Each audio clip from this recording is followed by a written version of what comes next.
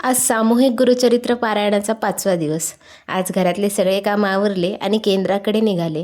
पण केंद्राकडे जात असताना मनात एक सारखा प्रश्न उठत होता की कसे बघता बघता 5 दिवस पूर्ण झाले.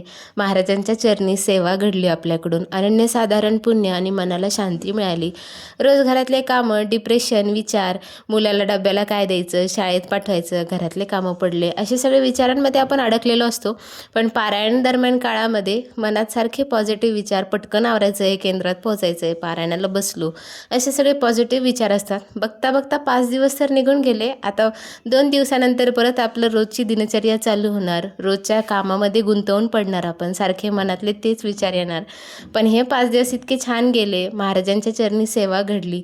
महाराजांकडे एकच प्रार्थना आहे की असंच माझ्याकडून अखंड सेवा पूर्ण करून घ्यावी आणि त्यांच्या सेवेमध्ये सतत मी रुजू असावे. आजचा पारायणाचा 5वा दिवस, अध्याय क्रमांक 36 ते अध्याय क्रमांक 38 असं आज पारायणाचं वाचन होतं. आज केंद्रामध्ये पारायण वाचत असताना जेवणाबाबतीतचे नियम, पराण्य वर्ज्य अशा गोष्टी वाचायला मिळाल्या आणि शिकायला सुद्धा मिळाल्या. आजचा पारायण वाचताना खूप छान अनुभव आला आणि आजचा 5वा दिवस खूप छान गेला. आज पारायणाच्या नंतर आज यागसुद्धा होता. त्या यागाला आज बसणं झालं नाही, पण आज खूप छान वाटलं मनाला आणि मनामध्ये थोडीशी हुरहुरसुद्धा होती. श्री स्वामी समर्थ.